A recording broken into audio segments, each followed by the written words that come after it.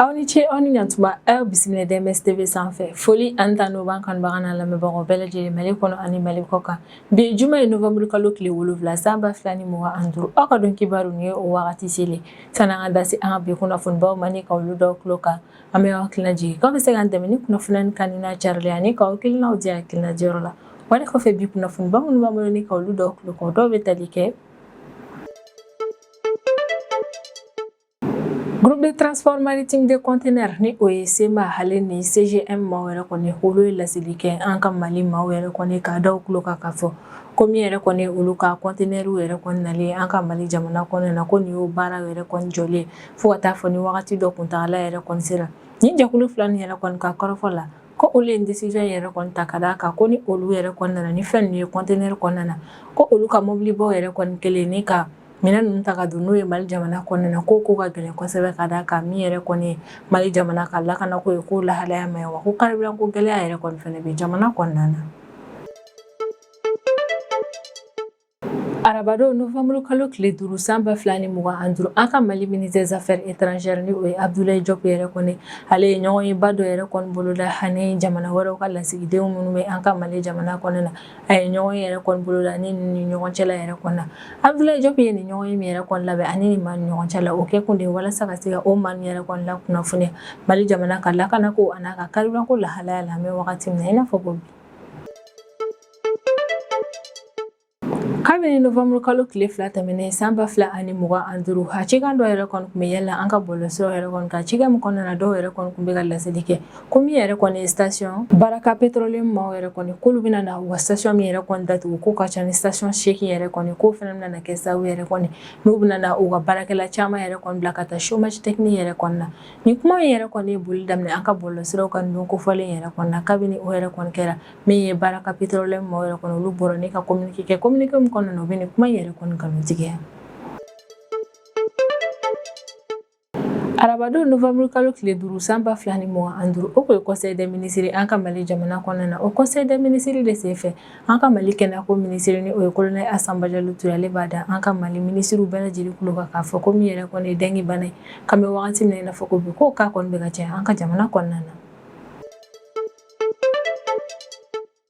Don tɛmɛnenw na Gabon jamana ɲɛmaa ni o ye Brice Oligui Nguema yɛrɛ kɔni ale bɛ bɔ ne ka déclaration dɔ yɛrɛ kɔni kɛ déclaration min yɛrɛ kɔni kalanna Gabon ministre chargé de la réforme des institutions yɛrɛ kɔni fɛ o déclaration yɛrɛ kɔni kɔnɔna na Gabon jamana ɲɛmaa kɔni bɛ laseli kɛ a ka jamana ministres yɛrɛ kɔni ma kɛrɛnkɛrɛnnenya la ko ministre minnu yɛrɛ kɔni kɛra député yɛrɛ kɔni député kalata tɛmɛnen yɛrɛ kɔni na k'a b'a lase o ministre ninnu bɛɛ lajɛlen yɛrɛ kɔni ma k'a wajibiyalen don u kan k'u ka démission yɛrɛ kɔni kɛ walasa u ka se ka députéya baara yɛrɛ kɔni kɛ Gabon jamana kɔnɔna na.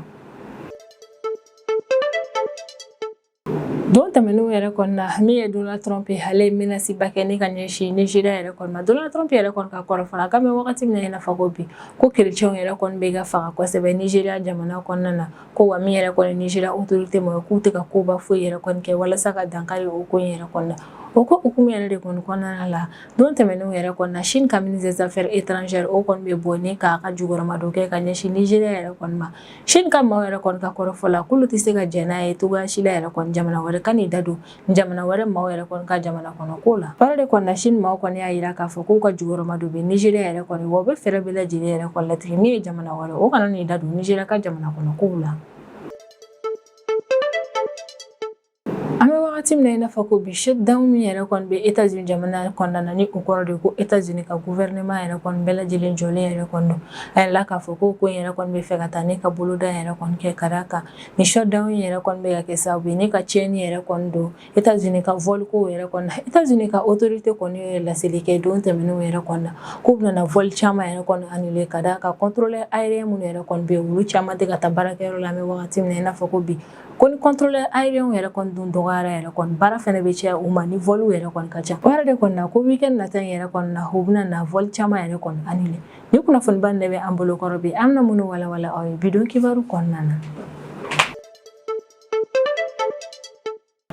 Groupe de transport maritime de conteneurs ni o ye SEMA ale ni CGM yɛrɛ kɔni hole laseli yɛrɛ kɔni kɛ don tɛmɛnenw yɛrɛ kɔni na k'u bɛna ka baaraw bɛɛ lajɛlen yɛrɛ kɔni jɔ an ka Mali jamana yɛrɛ kɔni kɔnɔna na k'o dabɔ lakanako problème hali ni carburant ko crise min bɛ sen na an ka Mali jamana kɔnɔna la. SEMA ni CGM yɛrɛ kɔni ka kɔrɔfɔla ko ye ni mesure min yɛrɛ kɔni ta mesure yɛrɛ kɔni bɛ kɛ ni ka ɲɛsin jamana caman port yɛrɛ kɔni ma ni o ye Dakar, Abidjan, Conakry ale ni Tema port yɛrɛ kɔni k'olu bɛna u ka baaraw yɛrɛ kɔni jɔ ni yɔrɔ nin bɛɛ lajɛlen na kɛrɛnkɛrɛnnenya la u b'u ka baara minnu kɛ ni ka na Mali jamana kɔnɔna na. A yɛrɛla k'a fɔ ko carburant ko crise min bɛ sen na an ka Mali jamana kɔnɔna na ko ka sanga ni o ko yɛrɛ kɔni ko min fɛnɛ ye lakanako gɛlɛya yɛrɛ kɔni ko fɛnɛ bɛ sen na an ka jamana kɔnɔna na ko wa o ko yɛrɛ kɔni bɛ kɛ sababu ye ni a bɛna na tiɲɛni yɛrɛ kɔni don conteneur ko yɛrɛ kɔni na minnu bɛ don ni fɛnw ye an ka jamana kɔnɔna na. Ka sɔrɔ min yɛrɛ kɔni conteneurw nalen an ka Mali jamana kɔnɔna na ni jamana kɔnɔdenw yɛrɛ kɔni ka feere fɛnw ye k'o ye fɛn ye yɛrɛ kɔni ni nafaba bɛ o la an ka jamana ka sɔrɔ ko la an bɛ wagati min na i n'a fɔ ko bi. SEMA ni CGM yɛrɛ kɔni u y'u partenaires commerciaux kɛrɛnkɛrɛnnenya la minnu yɛrɛ kɔni bɛ an ka Mali jamana kɔnɔna na u y'olu bɛɛ lajɛlen la kunnafoniya ko olu ka bolimafɛn minnu yɛrɛ kɔni bɛ siraw yɛrɛ kɔni kan k'an bɛ wagati min na i n'a fɔ ko bi o bolimafɛn yɛrɛ kɔni kɛtɔ ni ka u ka baara kɛ ko gɛlɛyaba bɛ o kɔnɔna na ka d'a kan ko ni cargaison yɛrɛ kɔni nana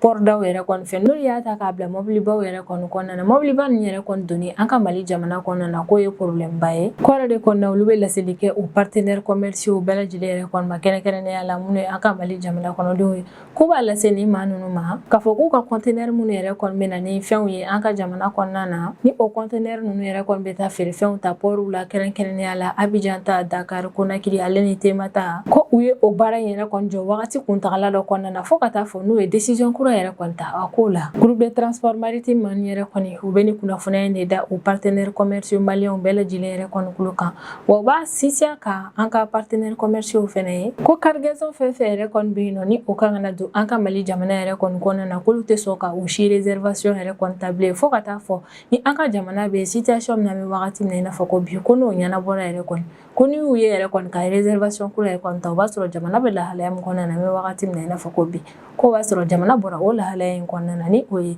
ko min yɛrɛ kɔni ye lakanako ye o sabatira wa carburant ko o fɛnɛ sabatira jamana kɔnɔna na. SEMA ni CGM yɛrɛ kɔni ka kɔrɔfɔla k'u ye nin décision in yɛrɛ kɔni ta kun kɛrɛnkɛrɛnnen minnu yɛrɛ kɔni na o bɛ tali kɛ an ka jamana ka lakanako lahalaya ale ni carburant ko crise ko in na an ka Mali jamana kɔnɔna na o y'a yira k'a fɔ ko ɲani olu ka nin communiqué in yɛrɛ kɔni cɛ k'u ye Mali jamana kɔnɔden fɛn fɛn yɛrɛ kɔni ka cargaison nali réservation yɛrɛ kɔni accepté ko o maa yɛrɛ kɔni an bɛ wagati min na i n'a fɔ ko bi ko option damadɔni yɛrɛ de kɔni bɛ u bolo u bɛ se ka o min yɛrɛ kɔni kɛ walasa u ka feerefɛnw ka se ka lase u ma. Maa min yɛrɛ kɔni ka kɔrɔfɔla k'u bɛ proposition min yɛrɛ kɔni kɛ u ka partenaires commerciaux yɛrɛ kɔni o proposition ninnu de ye ko maa minnu yɛrɛ kɔni kɛmɛ n'u k'u ka cargaison yɛrɛ kɔni réservé ka ban yɛrɛ kɔni k'olu bɛ proposition min kɛ o maa yɛrɛ de kɔni o ye u ka segin ka taa ni cargaison ninnu yɛrɛ kɔni ye port yɛrɛ kɔni na kɛrɛnkɛrɛnnenya la u bɔra port min na ni ka na se port laban in ma ko walima i ka cargaison yɛrɛ kɔni na bila port min yɛrɛ kɔni na i ka o port yɛrɛ kɔni falen a ka bila ka taa jamana wɛrɛ port la tuguni ko fɛnɛ tɛmɛlen kɔfɛ u bɛ proposition wɛrɛ yɛrɛ kɔni kɛ o proposition kɔni ye jumɛn ye k'i ka cargaison yɛrɛ kɔni na port min yɛrɛ kɔni fɛ n'a jiginna port min yɛrɛ kɔni na k'i ka segin ko kurani ka a di o port mɔgɔ ninnu ma ko wa ni option yɛrɛ kɔni na i mana fɛn fɛn yɛrɛ kɔni sugandi i k'a dɔn k'a fɔ ko musaka fɛn fɛn yɛrɛ kɔni mana na bɔ a la e min ta ye cargaison in ye e de bɛ musaka in bɛɛ lajɛlen bɔ bakurubaya la groupe maritime man yɛrɛ kɔni bɛ fɛ ka min fɔ o de ye ko fɛɛrɛw ale ni charge fɛn fɛn yɛrɛ kɔni mana na fara i ka cargaison ko in kan ni o ye kɛrɛnkɛrɛnnenya la yɛrɛ kɔni n'i bɛna na cargaison yɛrɛ kɔni lasegin wari min bɛ don a la walima n'i bɛna taa mara yɔrɔ dɔ de la wari min fɛnɛ bɛ don o la a bɛna taa mara yɔrɔ min yɛrɛ kɔnɔ a bɛna na courant min jeni a jɔli port da fɛn na wari min bɛ sara o ko la ko i k'a dɔn k'a fɔ k'e min yɛrɛ kɔni ta ye cargaison yɛrɛ kɔni ye ni musaka in bɛɛ lajɛlen bɛna na bɔ e de kunna ko wa ni nin ko in yɛrɛ kɔni ɲɛnabɔra maa min yɛrɛ kɔni bɛna na n'i ka cargaison in ka n'a d'i ma yɛrɛ kɔni ko tiɲɛni fɛn fɛn mana na don i ka cargaison yɛrɛ kɔni na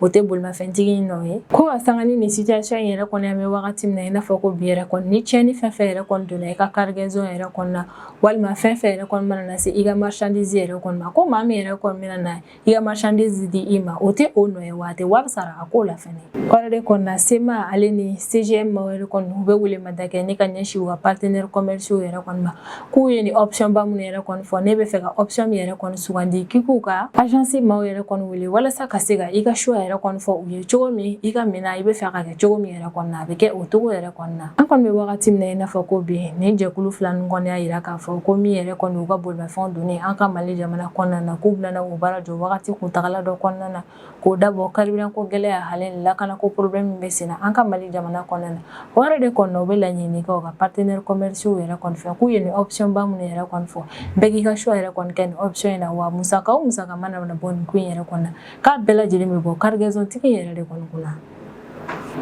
Arabadon novembre kalo tile 5 san 2025 min a ka Mali ministère des affaires étrangères n'o ye Abdoulaye Diop yɛrɛ kɔni ale ye jamana wɛrɛw ka lasigiden minnu bɛ an ka Mali jamana kɔnɔna na a y'olu bɛɛ lajɛlen yɛrɛ kɔni wele walasa ka se ka kumaɲɔgɔnya tɛmɛ ani nin yɛrɛ kɔni ɲɔgɔn cɛ la an ka Mali jamana yɛrɛ kɔni ka lakanako lahalaya hali ni carburant ko crise min bɛ sen an ka Mali jamana kɔnɔna na ka se ka kumaɲɔgɔnya tɛmɛ o ɲɔgɔn cɛ la nin ko ninnu hukumu kan ɲɔgɔn ye nin yɛrɛ kɔni bolila kumaba fila nin yɛrɛ kɔni ka kumaba fila minnu yɛrɛ kɔni bɛ tali kɛ an ka jamana ka lakanako lahalaya hali ni carburant ko lahalaya la an bɛ wagati min na i n'a fɔ ko bi Abdoulaye Diop ka kuma yɛrɛ kɔni kɔnɔna na a bɛ sinsin a kan kosɛbɛ k'an bɛ wagati min na i n'a fɔ ko bi ko min an ka Mali gouvernement yɛrɛ kɔni k'olu bɛ k'u seko n'u damayira n'u se bɛɛ lajɛlen yɛrɛ kɔni kɛ walasa ka se ka an ka Mali finitigilakaw yɛrɛ kɔni jugurama dɔn banbaciwale kɛlɛli baaraw la ale ni an ka jamana tajimafɛn convoi donni la lakana kɔnɔna na ko min an ka Mali autorités kɛmɛ ni k'an ka Mali finitigilakaw yɛrɛ kɔni jugurama dɔn u ka o baara ninnu na an bɛ wagati min na i n'a fɔ ko bi ministre des affaires étrangères yɛrɛ kɔni ka kumaw kɔnɔna na a bɛ sinsin a kan k'an bɛ wagati min na i n'a fɔ ko bi ko banbaciwale maaw yɛrɛ kɔni k'u ka kɛlɛkɛbolo falennen ni sisan n'o kɛmɛ k'u ka walejugu kɛ ka ɲɛsin jamana ka sɔrɔ siraw de ma ko banbaciwale maaw yɛrɛ kɔni ka kɛlɛkɛbolo falennen yɛrɛ kɔni o b'a yira k'a fɔ ko kɛlɛkɛyɔrɔ yɛrɛ kɔni na ko u ni an ka Mali finitigilakaw ni ɲɔgɔn cɛla yɛrɛ kɔni na k'u y'a dɔn k'a fɔ k'u ka fɛgɛn wa an ka Mali finitigilakaw bɛ ka sebaya sɔrɔ u kan o yɛrɛ de kɔni na sisan u bɛ ka t'u ka binkani walew kɛ ni ka ɲɛsin jamana yɛrɛ kɔni ka sɔrɔ siraw de ma furancɛ fanga ɲɛmaa n'o ye son excellence le général d'armée Assimi Goïta k'ale ka ɲɛmaaya yɛrɛ kɔni kɔnɔna la min yɛrɛ kɔni ministre des affaires étrangères n'o ye Abdoulaye Diop ye an ka Mali autorités ye fɛɛrɛ kɛrɛnkɛrɛnnen minnu yɛrɛ kɔni sigi sen kan walasa ka se ka nin crise in yɛrɛ kɔni wuli ka bɔ an ka jamana kan min ye ministre des affaires étrangères a b'o bɛɛ lajɛlen yɛrɛ kɔni da lasigiden ninnu kulo kan jamana wɛrɛ ka lasigiden minnu yɛrɛ kɔni kun bɛ ni ɲɔgɔn ye kɛyɔrɔ in yɛrɛ kɔni na u y'u ka foliba kɛ ne ka ɲɛsin an ka Mali autorités yɛrɛ kɔni ma ka d'a kan Mali autorités yɛrɛ kɔni fɛɛrɛ minnu sigi sen kan walasa ka se ka crise in yɛrɛ kɔni gérer ko o fɛɛrɛ ninnu ka ɲi kosɛbɛ o y'a yira k'a fɔ ko ka sanga ni gɛlɛya yɛrɛ kɔni k'u sɔnna ma k'a fɔ ko min ye Mali jamana kɔnɔdenw k'u muɲuna wa u y'u cɛsiri kosɛbɛ an bɛ wagati min na i n'a fɔ ko bi walasa min yɛrɛ kɔni banbaciwale ka se ka o kɛlɛni ka bɔ an ka jamana kɔnɔna na ministre des affaires étrangères n'o ye Abdoulaye Diop a ka kumaw yɛrɛ kɔni kɔnɔna na a bɛ sinsin a kan ko Mali jamana kɔnɔdenw bɛɛ lajɛlen yɛrɛ kɔni ka lakana sabatili ni o maa ninnu na jamana wɛrɛ ka lasigiden minnu bɛ an ka Mali jamana kɔnɔna na olu bɛ a la hali ni jamana kɔnɔden wɛrɛ ko fɛn fɛn bɛ an ka Mali jamana kɔnɔna na k'an bɛ wagati min na i n'a fɔ ko bi ko u bɛɛ lajɛlen yɛrɛ kɔni ka lakana sabatili ka fara Mali jamana kɔnɔdenw yɛrɛ kɔni kan k'o ye Mali autorités ka priorité de ye ko Mali yɛrɛ kɔni bɛ layidu ta an bɛ wagati min na i n'a fɔ ko bi ko minnu yɛrɛ kɔni wajibiyalen don a kan ka sanga ni jamana kɔnɔden wɛrɛw ka nalen a ka jamana yɛrɛ kɔni kɔnɔna ni o ye olu ka lakana ni u ka ko bɛɛ lajɛlen sabatili ko Mali bɛ layidu yɛrɛ kɔni ta a bɛ nin bɛɛ lajɛlen yɛrɛ kɔni kɛ jamana in kɔnɔna na an bɛ wagati min na i n'a fɔ ko bi Mali jamana kɔnɔden caman yɛrɛ kɔni an ka ministre des affaires étrangères yɛrɛ kɔni fo kosɛbɛ ka da kan an ka jamana kɔnɔna na an bɛ wagati min na i n'a fɔ ko bi lakanako gɛlɛya ale ni carburant ko crise min yɛrɛ kɔni kun bɛ sen na o kɛra sababu yɛrɛ kɔni ni lasigiden caman kɔni y'a f'u ka jamana kɔnɔdenw k'u ka taga ka bɔ an ka Mali jamana yɛrɛ kɔni kɔnɔna na nka ko ministre des affaires étrangères yɛrɛ kɔni kelen ka na ɲɔgɔn yɛrɛ kɔni bolo da walasa ka se ka situation yɛrɛ kɔni ɲɛfɔ u ye ko bɛ kɛ sababu ye ni lasigiden yɛrɛ kɔni bɛ faamuyaba yɛrɛ kɔni sɔrɔ jamana ka lakanako ale ni carburant ko lahalaya la an bɛ wagati min na i n'a fɔ ko bi kabini novembre kalo tile 2 tɛmɛnen san 2025 a cikan dɔ yɛrɛ kɔni kun bɛ yala an ka bɔlɔlɔsiraw yɛrɛ kɔni kan cikan min kɔnɔna na kun yiralen don k'a fɔ ko min yɛrɛ kɔni ye station Baraka Petroleum maaw yɛrɛ ye k'olu bɛna u ka station min yɛrɛ kɔni datugu k'o ka ca ni station Seki yɛrɛ kɔni ko wa o station Seki min yɛrɛ kɔni datuguli bɛna kɛ sababu ye ni ka pompiste min yɛrɛ kɔni bila chômage technique yɛrɛ kɔni na kalo 3 kuntagala kɔnɔna na k'o pompiste yɛrɛ kɔni ka ca ni pompiste 30 ye kabini nin cikan yɛrɛ kɔni tora yala la an ka bɔlɔlɔsiraw yɛrɛ kɔni kan min ye Baraka Petroleum maaw yɛrɛ kɔni ka direction olu bɔra joona ne ka communiqué yɛrɛ kɔni kɛ communiqué min yɛrɛ kɔni kɔnɔna na u bɛ kuma in nkalontigiya teliya la ni kunnafoni kolon yɛrɛ kɔni carili ko la Baraka Petroleum maaw yɛrɛ kɔni contre la kunnafoni kolon yɛrɛ kɔni kɔnɔna na kun yiralen don k'a fɔ ko Baraka Petroleum maaw k'olu ye u ka station 8 yɛrɛ de kɔni datugu ni o station yɛrɛ kɔni kun ye Sabalibugu Baraka Petroleum Moribabugu village kan 700 logements Senu Ɲamana Bangineda ale ni Bugukɔrɔ ko Baraka Petroleum maaw yɛrɛ kɔni ka station bɛ nin quartier kofɔlen nin yɛrɛ kɔni kɔnɔna na ko bɛɛ lajɛlen yɛrɛ de kɔni bɛna na datugu kabini ni kunnafoni kolon yɛrɛ kɔni carila an ka bɔlɔsiraw yɛrɛ kɔni kan ko in nana kɛ sababu ye ne ka na ni faamuyabaliya ye an ka Mali jamana kɔnɔna na ale ni maa caman yɛrɛ kɔni hakilinata fɔ ko in na ka d'a kan an bɛ wagati min na i n'a fɔ ko bi jamana ka carburant ko lahalaya yɛrɛ kɔni ka gɛlɛn kosɛbɛ ko n'a fɔra ko station 8 fɛnɛ bɛna datugu ne ka fara o kan o ko yɛrɛ kɔni kun ka gɛlɛn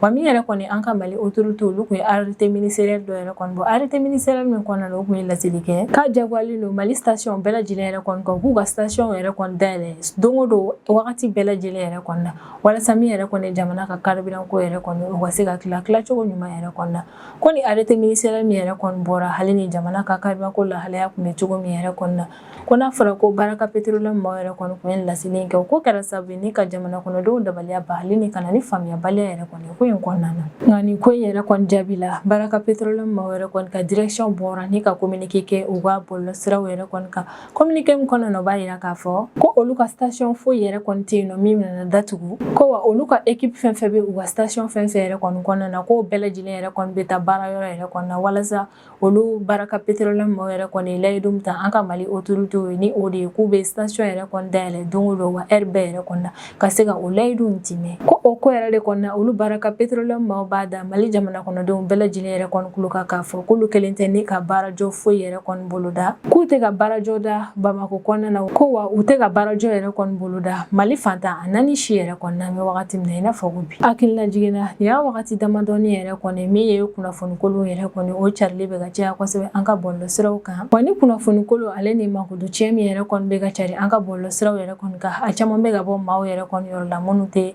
furancɛ fanga in kanubagaw ye ni kunnafoni kolon minnu yɛrɛ kɔni bɛ ka cari kunnafoni kolon nin yɛrɛ kɔni cari kun de ye walasa ka se ka na ni farali ale ni kɛlɛ ye Mali jamana kɔnɔdenw ni ɲɔgɔn cɛla la o yɛrɛ de kɔni a ka kan an bɛ wagati min na i n'a fɔ ko bi n'i ye kunnafoniya min yɛrɛ kɔni i k'a sɛgɛsɛgɛ ko ɲuman yɛrɛ kɔni ɲɔni i ka da kunnafoniya in na walasa i kana se ka bin maajugu ninnu ka jɔ kɔnɔna na o yɛrɛ de kɔnɔna laɲini don k'an bɛ wagati min na i n'a fɔ ko bi Mali jamana kɔnɔdenw bɛɛ lajɛlen ka i jija n'i ye kunnafoniya min yɛrɛ kɔni i ka kunnafoniya in yɛrɛ kɔni sɛgɛsɛgɛ kosɛbɛ ɲɔni i ka da la yɛrɛ kɔni ka d'a kan kunnafoni kolon yɛrɛ kɔni carili ale ni dali yɛrɛ kɔni kunnafoni kolon la a bɛ se ka kɛ sababu ye ni kana ni tiɲɛni yɛrɛ kɔni jamana kɔnɔna na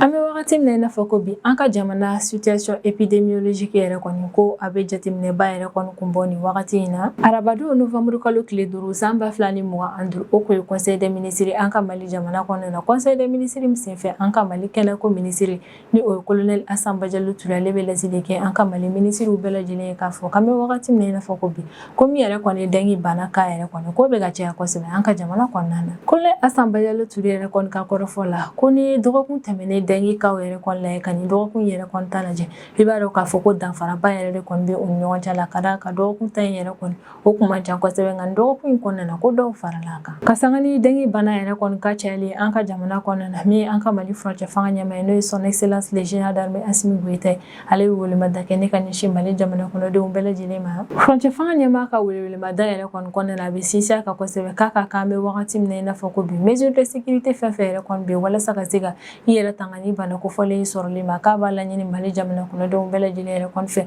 an k'o mesure de sécurité ninnu labaara k'a laɲininen don an fɛ fɛnɛ an ka fɛɛrɛ bɛɛ lajɛlen yɛrɛ kɔni latigɛ an k'an ka Mali kɛnɛyako autorité yɛrɛ kɔni dɛmɛ walasa ka se ka nin bana kofɔlen in si latunu ka bɔ an ka Mali jamana kɔnɔna na min an ka kɛnɛyako ɲɛmaaw yɛrɛ kɔni olu bɛ hakilinajigi yɛrɛ kɔni kɛ k'an bɛ wagati min na i n'a fɔ ko bi k'i ka yɔrɔw yɛrɛ kɔni saniyali ko nafaba yɛrɛ kɔni bɛ o la dengue bana yɛrɛ kɔni kɛlɛli la ka d'a kan ko min yɛrɛ kɔni ye soso ye k'o de bɛ nin bana kofɔlen bila mɔgɔ la ko yɛrɛ de kɔni a ka kan nin wagati yɛrɛ kɔni na wuluwulu dingɛw ale ni jinɔgɔ an ka fɛɛrɛ bɛɛ lajɛlen latigɛ ni ka nin fɛn ninnu nɔgɔ yɛrɛ kɔni bɔ ka d'a kan min yɛrɛ kɔni nin fɛn kofɔlen ninnu ye olu bɛ soso yɛrɛ de kɔni wele nin yɔrɔ yɛrɛ kɔni na fɛnɛ bɛ welemada kɛ ne ka ɲɛsin an ka Mali jamana kɔnɔdenw bɛɛ lajɛlen yɛrɛ kɔni ma k'a fɔ ko mesure de sécurité minnu yɛrɛ kɔni bɛ yen nɔ an ka olu labato an ka to k'an tɛgɛ yɛrɛ kɔni ko safunɛ la sanga ani wagati min fɛnɛ ye jamamayɔrɔ yɛrɛ kɔni an ka majiya o la kosɛbɛ ka d'a kan n'o yɛrɛ kɔni kɛra an bɛ an ka Mali autorité yɛrɛ kɔni dɛmɛ dengue bana yɛrɛ kɔni si latunu nani ka bɔ an ka jamana kɔnɔna na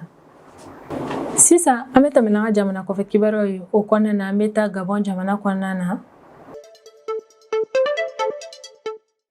Gabon jamana ɲɛmaa ni o ye Brice Clotaire Oligui Nguema yɛrɛ kɔni ale bɛ déclaration dɔ yɛrɛ kɔni kɛ don tɛmɛnenw na déclaration min yɛrɛ kɔni kana na Gabon ka ministre chargé de la réforme des institutions yɛrɛ kɔni fɛ o déclaration yɛrɛ kɔni kɔnɔna na Gabon jamana ɲɛmaa kɔni b'a da a ka jamana ministres bɛɛ lajɛlen yɛrɛ kɔni tulo kan kɛrɛnkɛrɛnnenya la ministre minnu yɛrɛ kɔni sugandira ni ka kɛ député yɛrɛ kɔni ye u ka député kalata tɛmɛnen yɛrɛ kɔni na k'a b'a wajibiya ni ministre ninnu bɛɛ lajɛlen kan u ka na n'u ka démission yɛrɛ kɔni walasa ka se ka bɔ ministériya jɔyɔrɔ la ni jamana in kɔnɔna na François Obiang ni ale de ye Gabon ka ministre chargé de la réforme des institutions yɛrɛ kɔni ale kɔni ka kuma kɔnɔna na déclaration yɛrɛ kɔnɔna na a y'a yira k'a fɔ k'i n'a fɔ Gabon sariya sunba yɛrɛ kɔni y'a fɔ cogo min yɛrɛ kɔnɔna na ko min yɛrɛ kɔni ministériya jɔyɔrɔ ale ni députéya jɔyɔrɔ yɛrɛ kɔni k'o fila tɛ taa ni ɲɔgɔn ye ko yɛrɛ de kɔni la laɲininen don ni jamana kofɔlen ministres yɛrɛ kɔni fɛ minnu yɛrɛ kɔni sera ka kɛ député kalata tɛmɛnen na k'u bɛɛ lajɛlen ka na n'u ka démission yɛrɛ kɔni ko ministre fɛn bɛ Gabon jamana kɔnɔna na ni o ye sera ka kɛ député yɛrɛ kɔni député kalata tɛmɛnen yɛrɛ kɔni na k'a laɲininen don u fɛ u bɛɛ lajɛlen ka na n'u ka démission yɛrɛ kɔni yanni député sigi yɛrɛ kɔni cɛ ni o député sigi yɛrɛ kɔni na u ye o membre dɔ ye wa Gabon ka ministre chargé de la réforme des institutions yɛrɛ kɔni ka kɔrɔfɔ la ko min yɛrɛ kɔni Gabon ka député sigi yɛrɛ kɔni k'o baaraw bɛna kɛ novembre kalo tile 17 nata in na san 2025 Gabon jamana kɔnɔna na ko yɛrɛ de kɔni na dɔgɔkun 2 de dilen don ministre kofɔlen nin yɛrɛ kɔni ma dɔgɔkun 2 yɛrɛ kɔni kɔnɔna na u ka fɛɛrɛ bɛɛ lajɛlen kɛ ni ka bɔ Gabon gouvernement kɔnɔna na hakilila jiginna wagati tɛmɛnenw yɛrɛ kɔnɔna na Gabon jamana kɔnɔna na ministre min yɛrɛ kɔni tun bɛ yen nɔ ni olu tun bɛ sugandi ka kɛ député fɛnɛ yɛrɛ kɔni o kun wajibiyalen tɛ o wagati yɛrɛ kɔnɔna na ni ka bɔ ministériya jɔyɔrɔ la wagati yɛrɛ kɔnɔna n'a kun ka di o ministre ni yɛrɛ kɔni o kun bɛ to Gabon assemblée yɛrɛ kɔni kɔnɔna na nka o kun b'u ka dankan yɛrɛ de kɔni bila yen nɔ o kun ka bila o nɔ la ni assemblée kofɔlen yɛrɛ kɔni kɔnɔna na a bɛ wagati min na i n'a fɔ ko bi Gabon sariya sunba ale kɔni tɛ yamaruya di maa si yɛrɛ kɔni ma i ka kɛ ministre ka tila ka kɛ député ni jamana kofɔlen kɔnɔna na ka d'a kan ko ministériya jɔyɔrɔ ale ni députéya jɔyɔrɔ ko baara fila ni tɛ taga ni ɲɔgɔn ye o yɛrɛ de kɔni na Gabon autorité maaw b'a da u ka ministrew tulo ka fɛn fɛn yɛrɛ kɔni sera ka kɛ député kalata tɛmɛnen na k'u bɛɛ lajɛlen ka na n'u ka démission yɛrɛ kɔni yanni député sigi yɛrɛ kɔni cɛ ni ne bɛ dan sigi an ka bidon kibaru la an b'an kanubaga n'a lamɛnbagaw bɛɛ lajɛlen fo Mali kɔnɔ ani Mali kɔ kan an bɛ hakilina jigin k'aw bɛ se k'an dɛmɛ ni kunnafoniya ni kan ni na carili ani k'aw hakilinaw di hakilina jɔyɔrɔ la wale kɔfɛ an b'a fɔ yan ko aw k'an bɛn a ɲɔgɔnna wɛrɛ ma